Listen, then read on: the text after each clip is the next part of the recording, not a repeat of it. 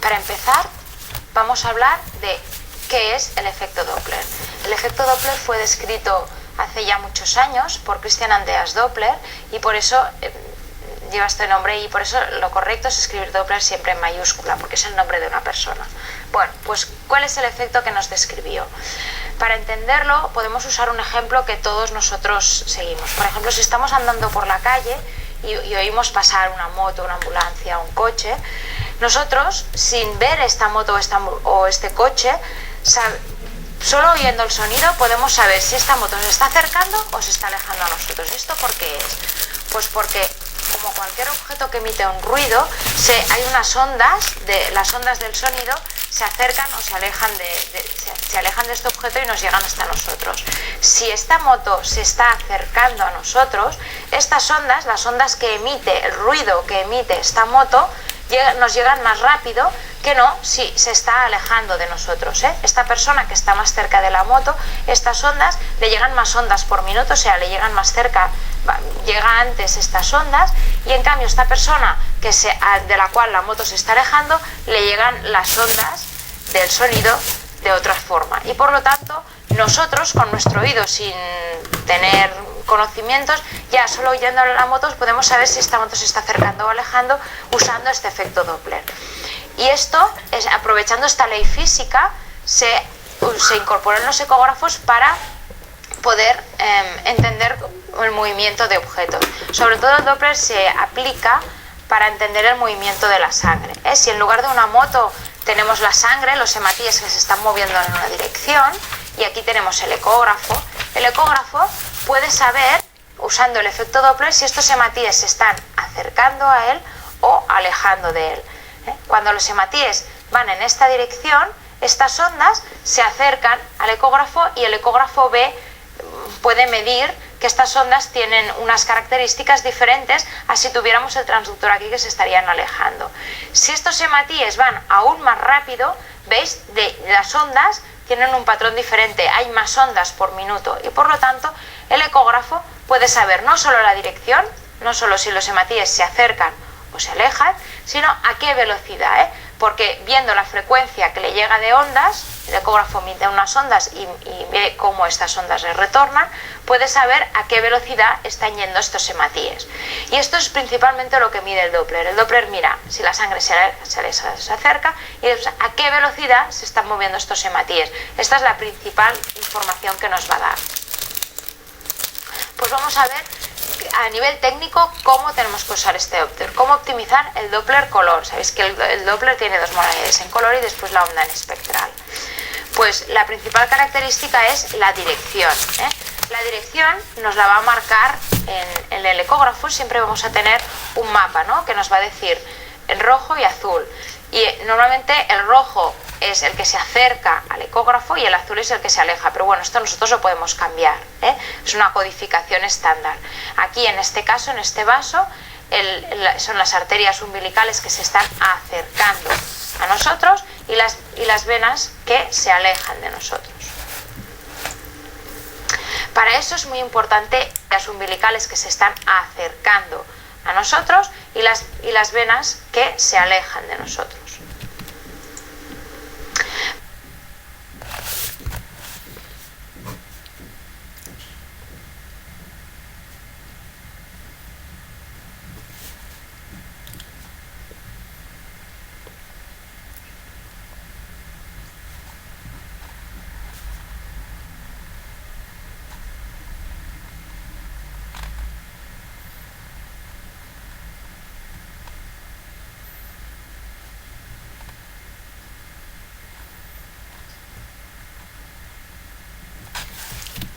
Para eso es muy importante el ángulo. Sí, aquí tenemos las arterias umbilicales. Para poder ver esta dirección es importante que o se acerque o se aleja. Si la moto ni se acerca ni se aleja, sino que pasa, pero nos pasa por delante, es mucho más difícil saber o discriminar hacia qué dirección está. Realmente necesitamos tener los hematíes enfocados hacia nosotros y saber si se están acercando o si están alejando. Si están pasando así por delante, al ecógrafo le cuesta mucho. De hecho, ¿Veis aquí este vaso que tendría que pasar por aquí no está ni codificando en color? Porque el ecógrafo no acaba de tener claro si se le está acercando o si se le está alejando.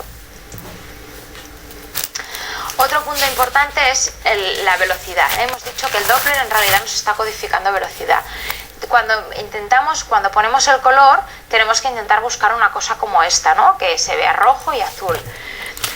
En cambio, si nosotros podemos marcarle al ecógrafo la PRF, qué velocidad queremos, ¿no? Que es lo que se marca. Nosotros podemos modificar la PRF y es lo que se marca aquí. Podemos marcar la PRF alrededor de 40-50 o alrededor de 20-30 o podemos ponerle la velocidad que nos parezca. Aquí le estamos diciendo al ecógrafo cuáles son las velocidades más o menos que necesitamos que nos codifique. Si necesitamos que nos codifique velocidades de alrededor de 40-50, que son más o menos las que vamos a necesitar para la arteria vena umbilical, estas velocidades que le estamos marcando nos las marca con unos colores muy bonitos.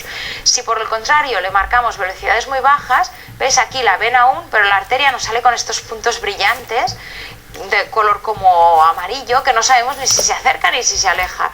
Esto es el efecto de aliasing, que es que cuando nosotros al ecógrafo le estamos marcando, mira, márcanos velocidades de alrededor de 20-30, pero tenemos un vaso que va a velocidades mucho más altas, el ecógrafo ya se confunde porque no está preparado para recibir estas velocidades tan altas y nos da este punto brillante. Esta no es la forma correcta de codificar el Doppler. El Doppler tenemos que adaptar el vaso que nosotros, ahora vamos a mirar la umbilical o vamos a mirar la cerebral, pues nosotros debemos saber más o menos las velocidades a las que se mueven estos vasos y indicarle al ecógrafo más o menos qué rango de color tiene que ser para ajustarlo y poner una buena imagen en color. Típicamente todas las velocidades de dentro del corazón, de 4 cámaras o de arteria pulmonar, van a ser velocidades muy altas, de 80 a 100. Las uterinas, que es un vaso materno que va a mucha velocidad,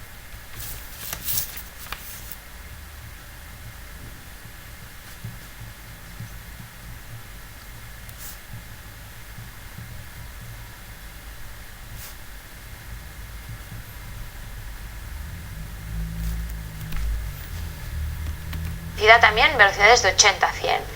El ductus venoso también es un vaso que tiene velocidades alrededor de 70 a 80.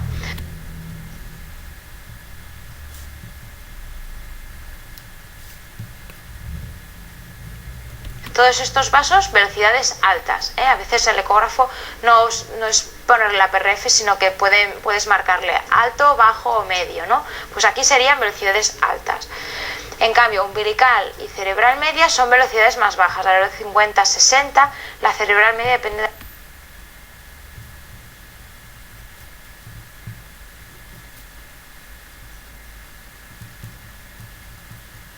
de la gestacional. Hay las gestacionales más precoces, que es la velocidad es de 20-50. Y la vena umbilical son velocidades aún más bajas, alrededor de 20-30.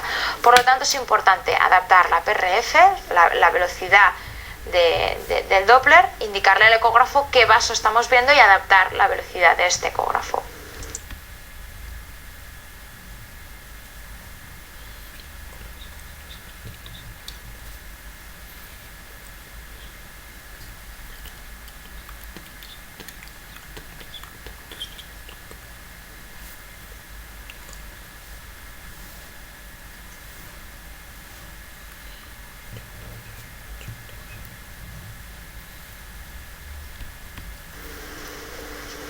Otro punto importante, la ganancia.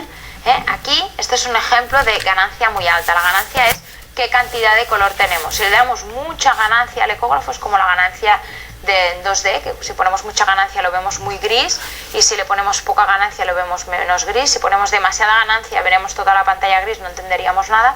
Pues aquí lo mismo. Si le ponemos mucha ganancia, no vemos nada, porque todo nos codifica color. Hay que ajustar, si hace falta, de demasiada ganancia, ajustarla para poder ver bien los vasos. Muy bien, pues ya una vez hemos optimizado el Doppler color, podemos cuantificar poder ver bien los vasos. Y al ecógrafo es como la ganancia de 2D, que si ponemos mucha ganancia lo vemos muy gris, y si le ponemos poca ganancia lo vemos menos gris. Si ponemos demasiada ganancia veremos toda la pantalla gris, no entenderíamos nada. Pues aquí lo mismo. Si le ponemos mucha ganancia, no vemos nada, porque todo nos codifica color. Hay que ajustar, si hace falta, de demasiada ganancia, ajustarla para poder ver bien los vasos. Muy bien, pues ya una vez hemos optimizado el Doppler color, podemos cuantificar en una onda este Doppler color y marcarlo en un espectro de onda, y cómo vamos a hacer esto de forma óptima. Pues lo más importante es lo que hemos comentado, el ángulo. Para poder que el ecógrafo nos codifique bien, el vaso tiene que o acercarse o alejarse a nosotros. Si el vaso está puesto en transversal, no lo va a codificar bien. Aquí tenemos un ejemplo de una arteria umbilical que se está acercando a nosotros y por lo tanto la onda que nos da es correcta. Si nosotros aquí tenemos un vaso que lo veis en grises, está pasándonos por delante, de hecho ya ni codifica en color, el ecógrafo se hace un lío mirar, nos da una onda positiva y una onda negativa, no sabe si se acerca, si se aleja, nos da una onda, algo, pero no es una área óptima, porque el ecógrafo, veis, aquí es el gain y ya nos marca con una línea lo que él quiere que le digamos si esto va hacia aquí o si va hacia allí. Si nos pasa por delante no lo va a codificar, por lo tanto fundamental para cualquier evaluación Doppler un buen ángulo, idealmente menos de 30, pero si puede ser 0 mejor. Cuanto mejor sea el ángulo, mejor va a ser la señal Doppler que vamos a tener. Después también hay que adaptar el tamaño de la muestra. Aquí se dice que el tamaño de la muestra tiene que ser similar al tamaño del vaso que vamos a codificar. Esta es una arteria umbilical y más o menos el tamaño de muestra es así. Si le ponemos un tamaño de muestra demasiado grande, lo que nos va a pasar es que en el espectro de la onda vamos a tener la umbilical y otras cosas que pasaban por allí y por lo tanto va a ser una onda más sucia. Esto no lo debemos hacer, debemos ajustar bien el tamaño de la muestra. Otro punto importante, la PRF, la velocidad. Igual que con el Doppler color, aquí también es importante. Aquí tenemos una arteria umbilical que más o menos tiene unas velocidades de 50. Si la PRF está alrededor de 20, ¿qué va a pasar? Pues aquí tenemos la línea de base y claro, es que no cabe. La onda tiene velocidades pico más altas, no cabe y se corta y la vemos por debajo. No es una buena manera de codificar. El extremo contrario, velocidades... La umbilical va a unos 50 y en cambio aquí estamos desaprovechando información, le estamos poniendo la PRF alrededor de 160. Hombre, una onda nos da, pero es muy pequeña aquí, para cuantificar vamos a ser muy imprecisos, todo este espacio está desaprovechado. Hombre, pues ajustalo bien, pon velocidades pico de 50-60 y ahora vemos la onda grande, bien, no se nos corta y no desaprovechamos espacio. Es la manera óptima para poder cuantificar de forma correcta la arteria. Otro punto importante, la línea de base. Pues lo mismo, si ponemos la línea estamos codificando una onda que tiene una umbilical, una velocidad positiva, todo este espacio de aquí lo estamos desaprovechando. Bajemos la línea de base y pongamos la onda bien grande, bien bonita, que nos quepa bien y la podemos medir de forma precisa sin que se corten las puntas. Otro punto importante, la ganancia. Igual que hemos dicho con la ganancia a color, si ponemos demasiada ganancia, veis, hombre, sí que vemos, por aquí la cerebral media, esto es una cerebral media, pero tenemos mucho ruido de fondo. Al contrario, bajamos mucho la ganancia porque tenemos mucho ganancia. Aquí apenas, hombre, se intuye por aquí la vena, pero apenas, a la arteria, pero apenas la vemos. Pongamos la ganancia de forma correcta. El fondo vea negro, la onda blanca, que se delimite bien para que la podemos medir de forma precisa. Por lo tanto, ajustar la ganancia del color. Otro punto importante, la onda de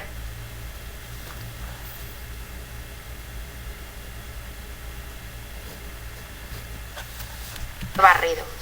Aquí estamos poniendo la umbilical y apenas vemos dos ondas. Sabemos que para poder medir de forma correcta una onda deberemos ver al menos 3 ondas iguales. Aquí apenas vemos 3 ondas, por lo tanto, bueno, venga, vamos a poner más. Aquí tenemos tantas ondas que vamos a ser poco precisos para medir, sobre todo si queremos medir periodos de tiempo. Aquí hay demasiadas ondas, pongámoslo bien, ¿no? Que podamos medir 3 ondas similares bien y que nos sobren un par de ondas. Esta es lo ideal, ni pocas ondas ni demasiadas ondas, ajustarlo a la frecuencia cardíaca y al barrido de forma correcta. Y otro punto importante, el filtro. El filtro normalmente de base ya lo tenemos aquí, ¿veis? Aquí, que la base es negra, porque tenemos el filtro bastante hondo.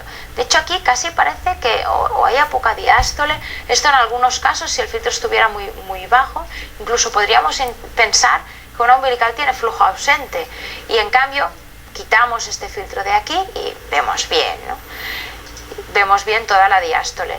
El filtro a veces es útil tenerlo alto cuando hacemos ecocardiografía, porque en ecocardiografía queremos ver bien velocidades muy altas. El corazón, la aorta, la pulmonar tienen velocidades a veces de hasta 100 y si ponemos el filtro alto nos quita el ruido de fondo, porque coge, claro, al codificar velocidades altas nos puede coger mucho ruido de fondo y deben tener un filtro un poquito alto para ver bien velocidades altas. Y además nos da igual si hay diástole o no hay diástole. Pero en el Doppler básico umbilical cerebral, que nos interesa ver bien si hay diástole o no, es importante tener el filtro bajo, para que no nos dé estas imágenes. Y bueno, muy bien, y ahora sí hemos aprendido ya bien cómo codificar de forma correcta el color y cómo codificar de forma correcta el espectro de la onda. Vamos a ver cómo cuantificar, ¿no?, estas ondas. Lo primero, para entender la cuantificación o la evaluación, es entender que hay diferentes tipos de ondas. Ya podemos hacer una evaluación cualitativa. Cuando es una arteria, tenemos estas picos de onda sistólica y diastólica. ¿Por qué? Pues porque una arteria se afecta por el movimiento del corazón. Cuando el corazón está en sístole, cuando bombea la sangre, la arteria, ¡pum!, va más la sangre dentro de la arteria avanza más rápido, y cuando el corazón no está bombeando, está en diástole, va más lento. Rápido, lento. El corazón bombea, el corazón está relajado, el corazón bombea, el corazón está relajado. En cambio, una vena en principio no se afecta por el latido del corazón y por lo tanto tiene que ser una línea recta.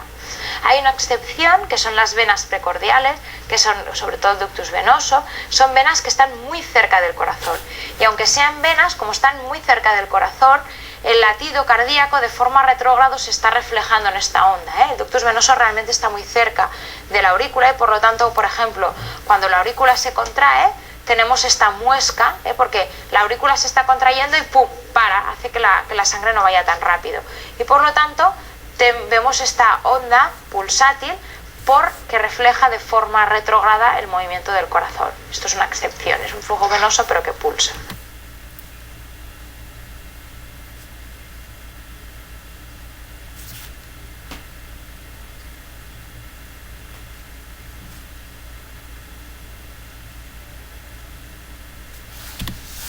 Muy bien, ¿y cómo vamos a poder valorar esta diástole? Pues en realidad lo que estamos intentando valorar con el Doppler, sobre todo tanto de umbilical como de cerebral, que es lo importante en el retraso de crecimiento, es ver la resistencia de este vaso. Aquí tenemos un ejemplo de un vaso sanguíneo que primero tiene un calibre amplio y después, por ejemplo, aquí se está reduciendo. Esto sería, por ejemplo, en una placenta normal los vasos sanguíneos son grandes, bonitos. En un retraso de crecimiento el vaso sanguíneo es más estrecho, porque hay más resistencia placentaria, es como si el vaso fuera más estrecho. Pues cuando el vaso tiene un calibre correcto, la sangre por aquí circula perfectamente, y tenemos una onda preciosa. ¿Qué pasa si este vaso sanguíneo es más estrecho? Pues aquí tenemos un número de hematíes que son los que son, los hematíes, la densidad de la sangre es la que es. Pero ¿qué pasa si estos hematíes que están por aquí circulando perfectamente tienen que pasar todos los mismos números de hematíes por este diámetro más rápido? Bueno, pues que es que van a tener que pasar más rápido en sístole, porque es que no les queda más. O sea, aquí hay 10 hematíes, pues esos 10 hematíes deben que pasar por aquí. Pues en sístole van a pasar más rápido, y en diástole, como nadie los va a empujar, se chocan entre ellos, van a pasar más lentos. Hay un decalaje entre la sístole y la diástole. Aquí la velocidad pico en sístole y diástole hay menos diferencia, y en cambio aquí en sístole pasan más rápido y en diástole pasan más lento. Y típicamente lo que vemos es que la diferencia entre sístole y diástole es más grande. Hay un aumento de la pulsatilidad de este vaso. Incluso si el vaso se hace incluso más estrecho, puede llegar a pasar que en diástole incluso hay tanto hematíe que chocan entre ellos y no pueden pasar, no avanzan ni adelante ni atrás, y por lo tanto hay una ausencia de flujo al final de la diástole. Y si el vaso ya es muy estrechito, incluso en diástole hay tanto hematíe que es que no caben aquí los hematíes, y cuando el corazón empuja pasan, pero cuando el corazón no está bombeando los hematíes incluso se van para atrás porque no caben, y por lo tanto tenemos aquí una reversión de flujo en la diástole. Por lo tanto, cuando hay un aumento de resistencia, el vaso se vuelve más estrecho. Primero tenemos un aumento de pulsatilidad, después incluso hay una ausencia en el final de la diástole o hay una reversión al final de la diástole. ¿Y qué pasa al contrario? Aquí tenemos el ejemplo típico de la vasodilatación cerebral en la cerebral media. En una cerebral media, en un feto que no está vasodilatado, hay un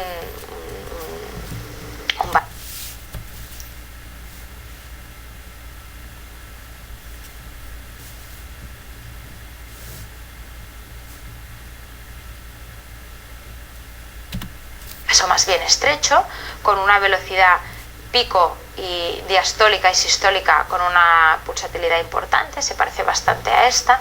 ¿Y qué pasa si hay una vasodilatación cerebral?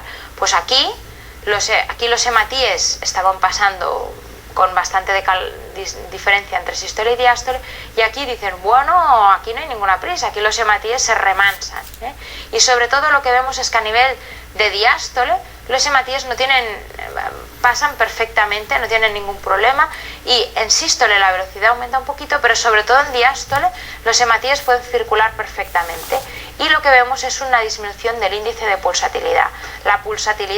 La diferencia entre sístole y diástole es más baja. ¿Y esto cómo lo cuantificamos? Pues con lo que estaba hablando todo el rato, el índice de pulsatilidad. Inicialmente se había hablado del índice de resistencia, pero este índice tiene un problema, que es que en el denominador tiene la sístole, la velocidad sistólica, y en algunos casos podía llegar a ser negativo. Entonces se cambió al índice de pulsatilidad, que tienes es la velocidad pico sistólica y diastólica dividido por la velocidad media. Entonces, si la velocidad lo que nos cuantifica es la velocidad sistólica, la velocidad diastólica hace la resta y lo divide por la velocidad media. Por lo tanto, si volvemos para atrás, en la velocidad diastólica, cuando hay un aumento de pulsatilidad, cuando hay una diferencia más grande entre la velocidad sistólica y diastólica, el índice de pulsatilidad aumenta, y cuando la diferencia es menos clara, el índice de pulsatilidad disminuye.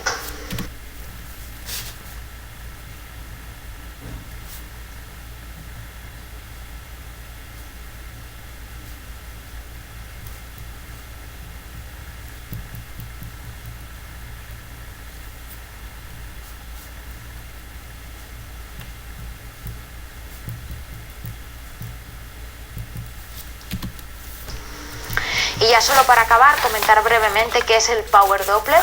Pues el Power Doppler es esto que en los ecógrafos normalmente se codifica en color. Aquí, como veis, ya no codifica rojo y azul, porque aquí, en lugar de ver la velocidad, o sea, en lugar de ver si la onda se acerca o se aleja, en lugar de ver la dirección, lo que hace es cuantificar la amplitud, la cantidad. En lugar de ver velocidad, ve cantidad de sangre. Y porque lo que está valorando no es cuántas ondas llegan, sino la amplitud de la señal.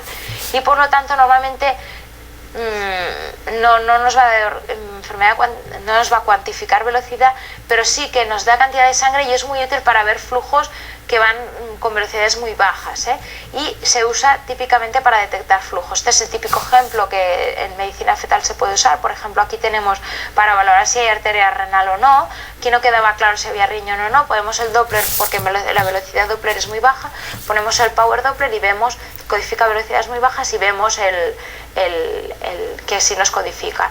Y después también en investigación puede ser útil para cuantificar cantidad de sangre, usando una cosa que se llama fractional moving block volume. Podemos cuantificar cuánta sangre va a ese tejido, haciendo un análisis offline, pero esto es sobre todo a nivel de investigación. Y esto era todo, muchas gracias.